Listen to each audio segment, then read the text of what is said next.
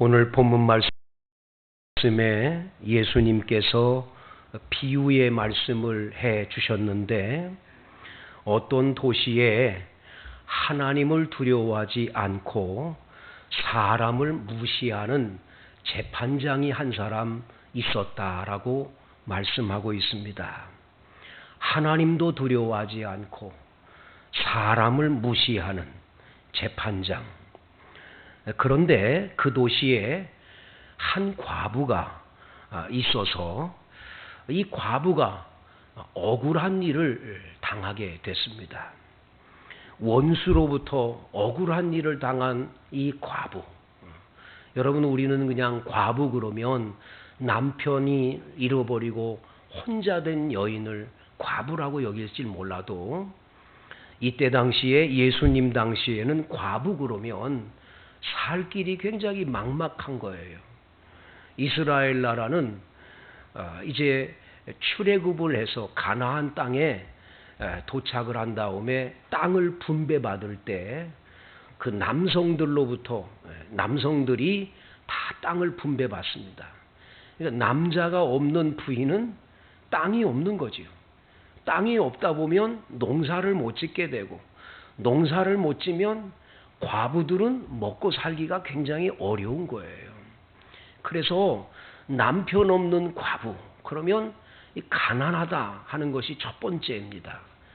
두 번째는 이때 당시에 무슨 치안이 제대로 있었겠어요? 경찰이라든지 사람들의 인권을 도와주거나 그러는 일들이 이때 당시에 완전하지는 못했잖아요.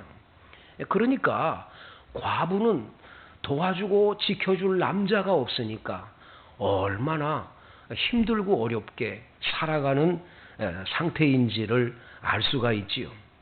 그러니까 이 가난한 과부, 누구도 지켜줄 수 없는 과부, 이 과부가 원수로부터 큰 원한을 품을 수밖에 없는 그런 사건이 있었던 거죠. 근데 이 사건을 이게 해결해 줘야 될 재판관이 제대로 판결을 줘서 이 억울함을 풀어줘야 되는데, 이걸 제대로 풀어주지를 않는 거예요. 그래서 오늘 성경에 보면 3절에 이 과부가 자주 그에게 가서, 이 재판장에게 자주 찾아갔어요. 아침에도 가고 저녁 퇴근 시간에도 가서 내 원수에 대한 나의 원한을 풀어주소서 하고 계속 부탁을 합니다. 하루 이틀도 아니지, 아침에 출근할 때 보면 앞에 나와서 기다렸다가, 아이고 재판관님, 내가 너무 억울한데 좀 들어주세요, 나 너무 억울합니다, 얘기를 하지요. 또 저녁에 퇴근할 때 오면 기다렸다가, 아이고 재판장님, 내가 너무너무 억울한데 나 좀 풀어달라고, 내 원수에게 너무너무 억울함 당했다고, 이렇게 계속 얘기를 하니까 오늘 성경 4절에 그가 얼마 동안 듣지 아니하다가 후에 속으로 생각을 합니다. 내가 하나님을 두려워하지 않고 사람을 무시하는데 이 과부가 나를 번거롭게 하니 내가 그 원한을 풀어줘야 되겠다. 만약 그렇지 않으면 늘 와서 나를 괴롭게 하지 않겠냐. 이렇게 아침 저녁으로 와가지고 계속 나만 만나면 풀어달라고 그러니 이거 안 풀어줄 수가 없지 않냐 하고, 재판장이 불의하고 하나님도 안 두려워하고 사람도 이렇게 막 무시하는 재판관이지만 그 억울한 과부의 사정을 들어줬다 하는 얘기를 예수님이 비유로 말씀하시면서 6절에 주께서 말씀하십니다. 불의한 재판장이 말한 것을 들으라. 하물며 하나님께서 그 밤낮 부르짖는 택하신 자들의 원한을 풀어주시지 아니하시겠느냐. 그들에게 오래 참으시겠느냐.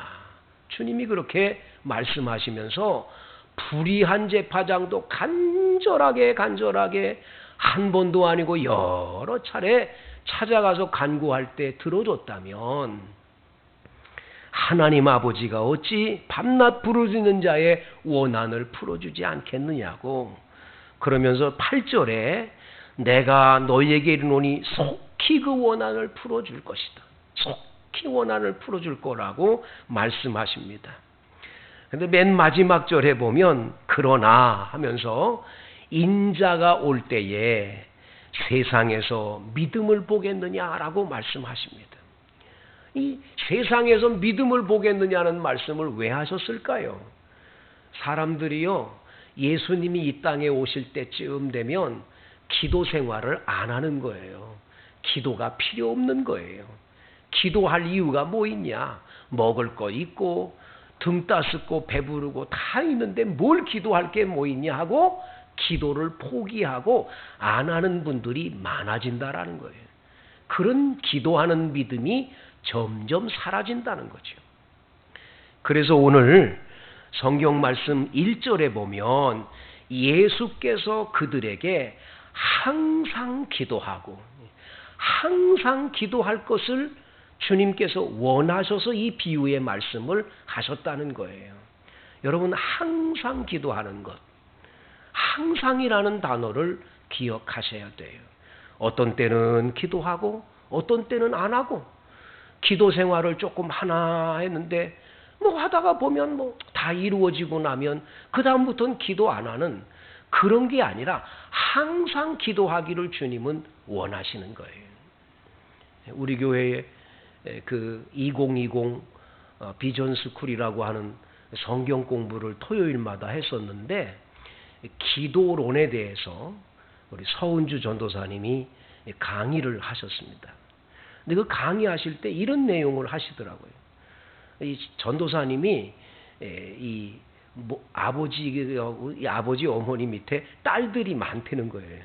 딸들이 많은데 그 딸들 가운데 아버지에게 자주자주 전화를 하고 찾아뵙고 하는 자녀가 있는가 반면에, 그냥 바빠서 그런지 몰라도 어쩌다가 한 번씩 그냥 전화를 하는데 오래 있다가 전화하는 그런 딸들도 있더라. 그 얘기를 예언하면서 우리 똑같이 하나님을 믿는 신앙이지만 어떤 분들은 하나님 아버지에게 자주자주 전화드리듯이 기도하는 분이 있는가 반면에, 어떤 자녀는 전혀 전화 늦게 뭐 어쩌다가 한번 하듯이 그렇게 하는 분들도 없지 않아 있지 않냐고.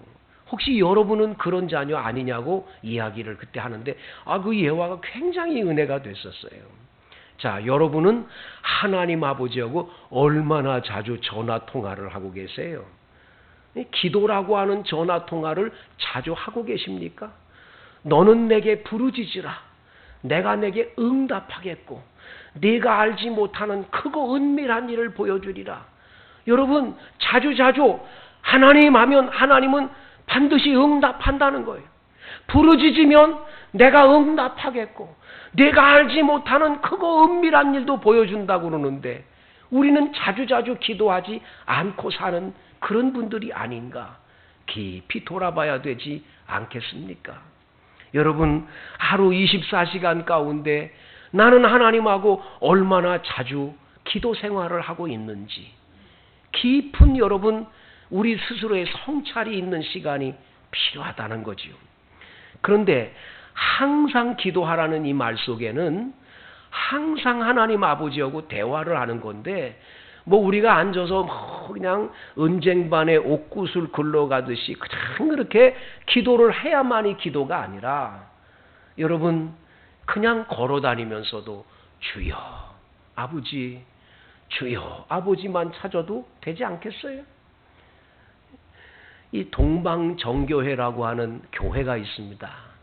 우리하고 다르고 카톨릭하고도 다른 동방정교회. 이 동방정교회가 나중에 이제 러시아 정교회 이렇게 하기도 하고 뭐 우크라이나 정교회 그러기도 하는데, 이 정교회라고 하는 분들의 정교회에서 하고 있는 기도 가운데 하나가 헤시카즘이라고 하는 기도가 있습니다. 이 헤시카즘 기도는 우리가 하나님 앞에 뭘 달라고 하고 많이 기도를 하는 것도 좋지만 항상 하나님하고 동행하는 기도를 해야 되지 않느냐, 그거를 어떻게 하면 되겠느냐 하고 물어보니까 수도사 한 분이 이야기를 하는 거예요. 이렇게 기도하면 좋겠다. 주 예수여 나를 불쌍히 여겨 주옵소서. 이 한마디를 걸어다니면서도 주 예수여 나를 불쌍히 여겨주세요. 예수님 나를 불쌍히 여겨주세요. 예수님 나를 불쌍히 여겨주세요 하고 매일매일 걸어다니면서 무슨 일을 하든 노동을 하든 뭘 하면서도 늘 그렇게 기도하다 보면 결국은 주님께서 긍휼을 베풀어 주시지 않겠느냐. 그래서 이게 아주 동방종교의 기도의 어떤 그냥 그 완전한 삶의 한 형태로 그냥 나오는 거예요. 동방종교의 교인들은 항상 그러고 다니는 거예요. 여러분 우리가 그렇게는 못하더라도 주여 주여는 할 수 있지 않아요? 주여 주여도 못 찾습니까? 여러분 주님은 항상 기도하기를 원하시는 거예요. 두 번째 오늘 1절에 보세요. 낙심하지 말아야 할 것을 비유로 말씀하여 그랬어요. 여러분 기도했어요? 기도했으면 이젠 뭘 하면 안 돼요? 낙심하면 안 돼요. 기도한 사람은 하나님이 내 기도를 들으셨기 때문에 낙심할 필요 없어요. 하나님께서 반드시 그 모든 악조건에서 나를 건져주실 거예요. 기도한 대로. 그걸 믿는 거예요. 그래서 예수 믿는 사람은 절대로 낙심하면 안 됩니다. 낭망하면 안 돼요. 여러분들이 예수를 믿고 신앙생활하면서 그냥 절망에 빠져가지고 나는 안 돼. 이젠 더 살 길이 없어. 죽어야 돼. 그러면 옆에서 마귀가 와가지고 그래 죽어라. 죽는 게 나아. 너 같은 사람 살 필요 없어. 계속 마귀가 와서 속삭이는 말을 듣고 그렇게 살다 보면 우울증에 걸리는 거예요. 이 우울증에 걸린 사람은 마귀가 계속 와서 너 죽어라 죽어라 하는 소리가 들리니까 결국에 가서는 이 우울증이 더 깊어지면서 마지막에 가서는 죽음을 생각하게 되고 그쪽으로 가요. 그래서 키에르 케고르라고 하는 철학자는 말합니다. 그는 아주 기독교인 중에 기독교인이지요. 그 철학에 그렇게 얘기합니다. 절망은 죽음에 이르는 병이라는 거예요. 절망하면 안 된다라는 거예요. 우리에게 질병이 찾아올 수가 있습니다. 때로는 우리가 사업에 실패도 할 수 있고 재정적인 어려움을 겪기도 하고 사기를 당할 수도 있고 내가 믿었던 사람에게 배신을 당할 수도 있어요. 우리 인생은 그렇게 수만 가지의 문제들이 있어요. 하지만 그 모든 것에서 우리를 능히 건지실 하나님 아버지가 나의 아버지셨어요. 그 아버지께 가서 내 모든 사정을 아뢰면 주님은 반드시 내 사정 형편을 들으시고 반드시 그 문제를 바꿔주실 줄로 믿습니다. 그래서 여러분 기도를 통해서 바꿔나가야지 앉아가지고 계속 고민하면서 절망에 빠져서 왜 이렇게 안 될까? 밤잠 못 자가며 고민하고 이런 거는 기독교인이 하는 일이 아니라는 거예요. 혹시 여러분들이 밤잠 못 자가면서 고민하는 것을 여러분들 그냥 즐기면서 매일 지내시는 분이 계십니까? 절대 그건 하나님 아버지 뜻이 아니에요. 여러분 가운데 불면증에 시달리는 분들 기억하세요. 그 시간에 기도하세요. 차라리 기도하면 하나님이 놀라운 은혜로 여러분들의 삶을 책임져 주실 줄로 믿습니다. 기도는 안 하고 내 스스로 염려하고 낙심이 돼가지고 계속 그런다는 건 내가 내 마음의 주인이 돼서 내 마음대로 인생을 살기 때문인 거예요. 그러지 않게 되기를 바랍니다. 낙심하지 말고 하나님께 나가 기도하셔야 돼요. 여러분 사무엘상 1장에 보면 한나라는 여인이 나옵니다. 그의 이름이 한나예요. 어떤 분은 이렇게 써놨더라고요. 한 많은 나라고 한에 맺힌 나라고. 이 한나라는 여인은 한 맺힌 여인이에요. 남편 엘가나하고 결혼했는데 결혼해서 생활하는데 아기를 낳지를 못하는 거예요. 그때 당시에 아기를 못 낳으면 아들을 낳지를 못하면 그 집안의 대가 끊기게 되고 대가 끊기면 나누어준 토지, 분배된 토지를 소유할 수가 없으니까 이제는 그 집안의 대가 끊긴다는 건 굉장히 어려움이에요. 그러니까 두 번째 부인을 데려다가 아기를 낳아도 괜찮다 하는 시대였어요. 그래서 이 한나가 아기를 못 낳으니까 분인나라고 하는 여자를 데려다가 둘째 부인을 통해서 아들을 낳는 거예요. 이 분인나가 이 집에 와더니 막 아기를 순풍순풍 낳네. 그런데 한나는 아기를 못 낳는 거예요.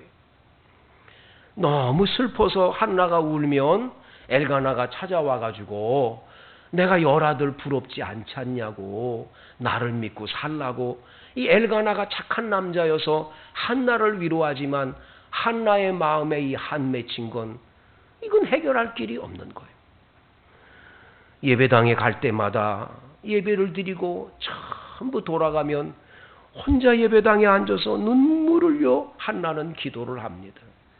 그날도 혼자 앉아서 너무 마음이 슬프니까 소리를 내서 부르짖지는 못하고 속으로 막 애절하게 눈물을 흘리면서 하나님 앞에 간절하게 눈물로 기도하는데 엘리 제사장이 이렇게 보니까 여자가 예배당에 앉아 있는데 이렇게 보니까 막 눈물을 흘리는데 얼굴이 빨개 가지고 우니까 이게 술 먹고 왔나 보다 싶어 가지고는 그 여자인 한나한테 얘기하지요. 여인아 술을 끊어라 이렇게 말하지요.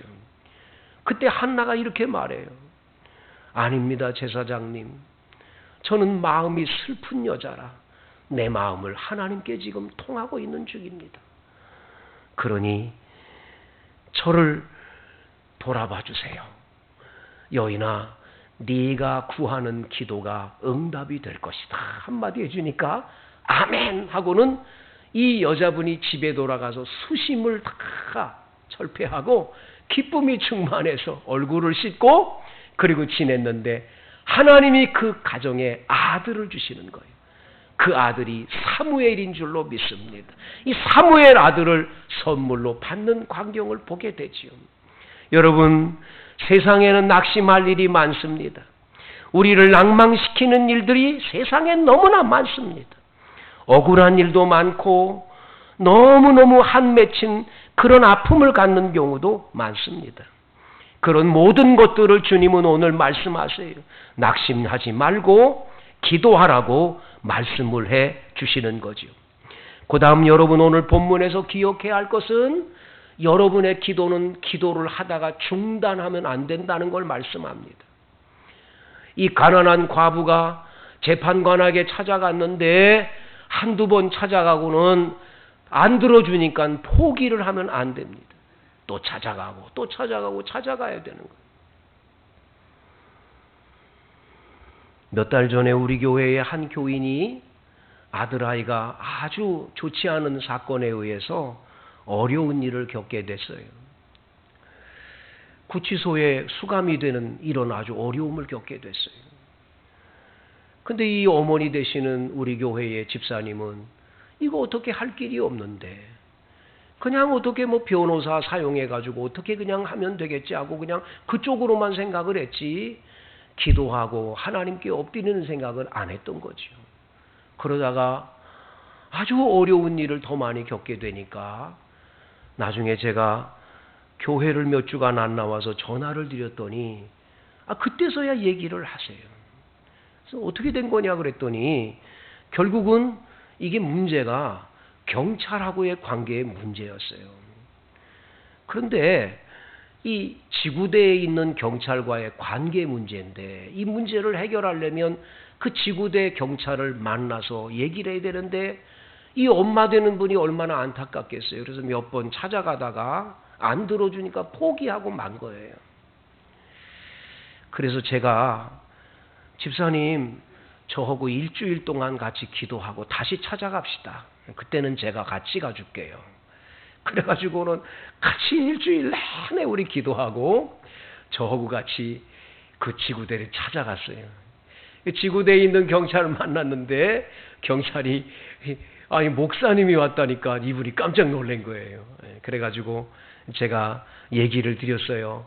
아유, 우리 교회 교인이라고 이 엄마를 생각해서라도 이 문제 좀 어떻게 잘 해주면 안 되겠느냐고. 뭐 자기 경찰의 무슨 수칙에 의해서는 안 된다고 이런 지하에 딱 끝내는 거예요. 그래가지고는 돌아올 수밖에 없었어요.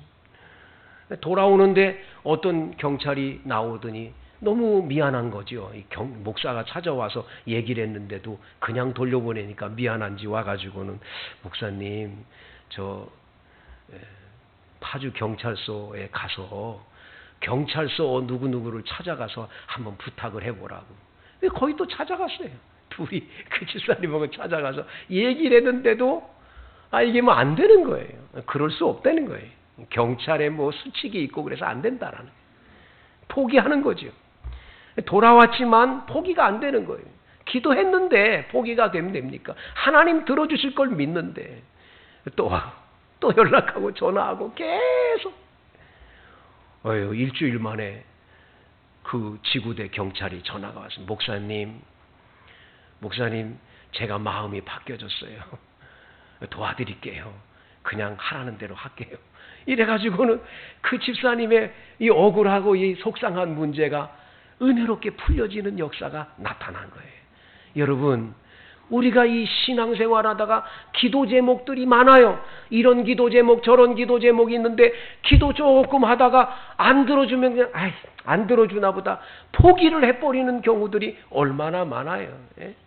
그래서 미국의 한 목사님이 쓴 글에 보면 이런 얘기가 있어요.